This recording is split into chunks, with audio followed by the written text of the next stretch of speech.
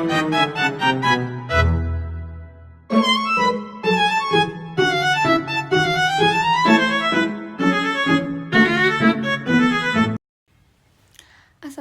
warahmatullahi wabarakatuh.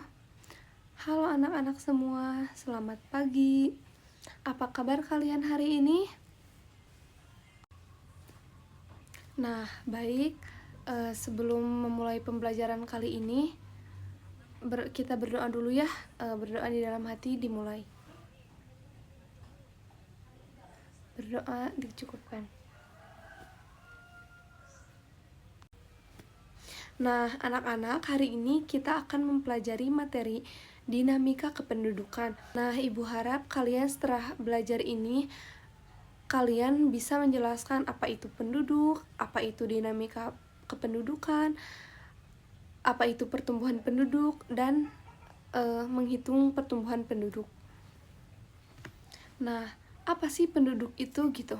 Kalian udah pada tahu belum apa itu penduduk? Nah, jadi penduduk itu adalah seseorang atau sekelompok orang yang bertempat tinggal di suatu daerah selama 6 bulan atau lebih, bahkan kurang dari 6 bulan dan bertujuan untuk menetap. Sedangkan dinamika penduduk adalah kondisi saat struktur penduduk, jumlah dan persebarannya mengalami perubahan akibat terjadinya proses demografi, yaitu kelahiran, kematian, perpindahan. Anak-anak, kalian tahu nggak sih penduduk di Indonesia itu terus meningkat setiap tahunnya? Nah, Indonesia mengalami laju pertumbuhan penduduk sebesar 1,49% per tahun atau sekitar 4 juta jiwa per tahun dan termasuk kategori sedang. Karena tumbuh terkisar 1-2% per tahun. Sementara itu, target pertumbuhan penduduk di Indonesia sebesar 1,19% atau sekitar 1-2 juta per tahun. Nah, jadi laju pertumbuhan penduduk di Indonesia itu termasuk sedang gitu ya, karena yang dibilang Ibu tadi, pertumbuhan penduduk di Indonesia itu 1,49%. Nah, anak-anak, bisa ya kalian lihat di sini grafik peningkatan jumlah penduduk Indonesia dari tahun 1961 sampai tahun 2020. Yang dimana grafik ini gitu terus meningkat. Nah, bisa dilihat kan ya, ini dari tahun ke tahunnya gitu terus meningkat gitu. Dan sekarang pertumbuhannya 1,49%. Nah, anak-anak, setelah kita mengetahui apa itu penduduk dan pertumbuhan penduduk di Indonesia, di sini Ibu akan menjelaskan cara menghitung pertumbuhan penduduk. Nah, cara menghitung pertumbuhan penduduk itu ada 3. Yang pertama ada pertumbuhan penduduk alami, yang kedua ada pertumbuhan penduduk non-alami, dan yang ketiga ada pertumbuhan penduduk total. Pertumbuhan penduduk alami merupakan cara paling sederhana untuk menghitung pertumbuhan penduduk. Nah, bisa dilihat ya di sini rumusnya. P sama dengan L dikurangi M. Untuk P itu kan pertumbuhan penduduk, L-nya lahir, M-nya mati. Nah, jadi rumusnya tuh penduduk sama dengan lahir dikurangi mati. Nah, itu untuk cara menghitung pertumbuhan penduduk alami. Yang kedua, ada pertumbuhan penduduk non-alami. Nah, pertumbuhan penduduk non-alami ini dipengaruhi oleh faktor imigrasi dan emigrasi yang dilakukan dari penduduk di suatu daerah. Nah, untuk rumusnya P sama dengan I dikurangi E. I-nya imigrasi dan E-nya emigrasi. Nah, jadi rumusnya penduduk sama dengan imigrasi dikurangi emigrasi. Nah, yang ketiga ada pertumbuhan penduduk total. Nah, pertumbuhan penduduk total menggambarkan besarnya laju pertumbuhan penduduk suatu wilayah selama periode tahun tertentu dengan memperhatikan faktor angka kelahiran atau natalitas, angka kematian atau mortalitas, dan perpindahan penduduk atau migrasi. Nah, untuk rumusnya, penduduk sama dengan dalam kurung L dikurangi M kurung tutup ditambah dalam kurung I dikurangi E kurung tutup. Nah, L itu jumlah kelahiran dalam setahun, M itu jumlah kematian dalam setahun, I-nya imigrasi dan E-nya emigrasi. Nah, jadi anak-anak itu cara untuk menghitung pertumbuhan penduduk total. Selanjutnya kita masuk ke sensus penduduk. Nah, apa sih itu sensus penduduk? Nah, sensus penduduk adalah keseluruhan proses perencanaan, pengolahan, dan publikasi data kependudukan, ekonomi, dan sosial secara menyeluruh dalam suatu negara pada jangka waktu tertentu. Lalu yang selanjutnya ada survei penduduk.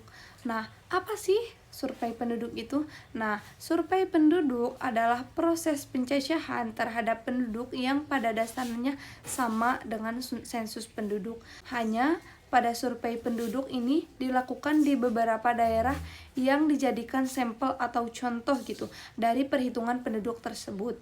Nah, biasanya pada survei penduduk ini dilakukan karena pertimbangan waktu, biaya, dan tenaga pelaksana survei, seperti survei penduduk antar sensus atau SUPAS yang dilakukan oleh BPS. Nah, jadi survei penduduk ini tidak beda jauh dengan sensus penduduk, hanya dalam survei penduduk ini dilakukan di waktu-waktu tertentu gitu, karena harus mempertimbangkan waktu dan tenaga pelaksana surveinya gitu. Nah, baik, setelah Ibu menjelaskan materi tadi, kita masuk ke permasalahan kependudukan di Indonesia. Kalian tahu nggak sih anak-anak, banyak permasalahan kependudukan di Indonesia? Ada yang mau menyebutkan? Ada yang mau mencontohkan permasalahan kependudukan di Indonesia? Nah, iya betul ya, tadi seperti apa yang disebutkan oleh Wijdan gitu. Permasalahan kependudukan di Indonesia salah satu contohnya yaitu pertumbuhan penduduk yang tinggi, persebaran yang tidak merata, isu-isu kualitas hidup seperti kemiskinan, terus ada pendidikan rendah, kesehatan yang belum optimal, pengangguran yang tinggi, dan pernikahan di bawah umur. Nah, permasalahan kependudukan di Indonesia ini tentunya membutuhkan solusi gitu. Apa sih solusi yang harus diterapkan agar masalah kependudukan di Indonesia ini menurun? Nah, apa sih gitu solusi untuk permasalahan kependudukan di Indonesia ini agar Indonesia memiliki permasalahan kependudukan yang minim gitu ya, menurun. Nah, solusi-solusi untuk mengurangi permasalahan kependudukan di Indonesia ini, yang pertama, untuk menangani pertumbuhan penduduk yang tinggi, solusinya dengan meningkatkan program keluarga berencana atau KB dengan edukasi yang lebih intensif, menyediakan akses mudah dan murah terhadap alat kontrasepsi. Lalu kampanye tentang usia ideal menikah dan pentingnya merencanakan jumlah anak. Nah, untuk solusi persebaran penduduk yang merata, yaitu mendorong pembangunan yang lebih merata di wilayah-wilayah kecil, lalu menciptakan pusat ekonomi baru di luar kota besar, misalnya di kota kecil atau di desa-desa yang terpencil gitu. Lalu melakukan program transmigrasi yang direncanakan dengan baik dan berkelanjutan. Nah, untuk solusi isu kualitas hidup seperti kemiskinan, solusinya yaitu memberdayakan ekonomi melalui pelatihan keterampilan kerja, lalu bantuan sosial yang tepat sasaran seperti BLT, BLT, BPNT, subsidi pendidikan atau kesehatan, memperluas lapangan kerja melalui investasi di sektor UMKM. Nah, untuk solusi pendidikan rendah, yaitu program wajib belajar 12 tahun yang lebih kuat dan terpantau, penyediaan beasiswa untuk siswa kurang mampu, pelatihan guru untuk meningkatkan kualitas pengajaran. Solusi untuk kesehatan yang belum optimal yaitu meningkatkan jumlah dan kualitas fasilitas kesehatan seperti puskesmas dan klinik, pemerataan tenaga medis di seluruh wilayah.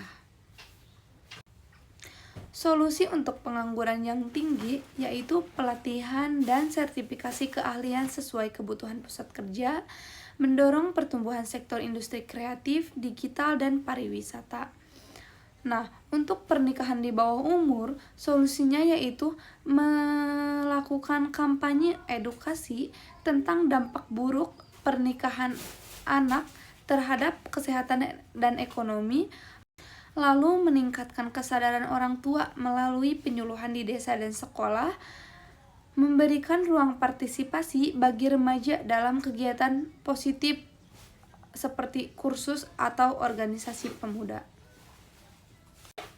Nah, anak-anak, itulah permasalahan kependudukan di Indonesia dan solusi-solusinya yang bisa diterapkan di Indonesia, begitu ya. Nah, anak-anak, setelah kita mempelajari materi ini, Ibu akan menayangkan satu video tentang pertumbuhan penduduk di Indonesia. Nah, kalian bisa lihat di sini ya. Ibu akan tampilin.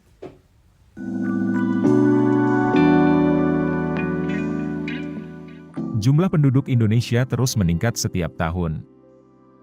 Terbaru, total penduduk Indonesia hingga semester 1 tahun 2024 mencapai 282.477.584 jiwa. Jumlah penduduk per Juni 2024 itu naik sebesar 1.752.156 orang dibandingkan semester kedua atau Desember 2023. Hal itu berdasarkan catatan Direktorat Jenderal Kependudukan dan Pencatatan Sipil Kementerian Dalam Negeri. Secara tahunan, jumlah penduduk tersebut naik 1.606.562 jiwa dibandingkan semester pertama tahun 2023. Hal itu disampaikan Direktur Jenderal Dukcapil Kemendagri Teguh Setiabudi di Jakarta Pusat Rabu 7 Agustus 2024. Teguh merinci, penduduk Indonesia saat ini berjenis kelamin laki-laki berjumlah 142.569.663 jiwa. Sedangkan penduduk perempuan sebanyak 139.907.921 jiwa. Berdasarkan sebaran per provinsi, jumlah penduduk paling banyak terdapat di Pulau Jawa dengan besaran mencapai 55,93% atau sekitar 157.393.610 jiwa. Kemudian di Pulau Sumatera dengan porsi 21,81% atau 61.583.691 jiwa. Lalu Sulawesi 7,36% atau 20.783.350 jiwa dan Kalimantan sebesar 6,18% atau 17.454.078 jiwa. Berikutnya, Bali dan Nusa Tenggara mengumpulkan 5,56% dari total penduduk, atau 15.711.214 jiwa. Sementara itu, Pulau Papua memiliki 2% dari total penduduk, yakni 5.649.552 jiwa, dan Pulau Maluku mencatat 1,17% dengan 3.084.148 jiwa.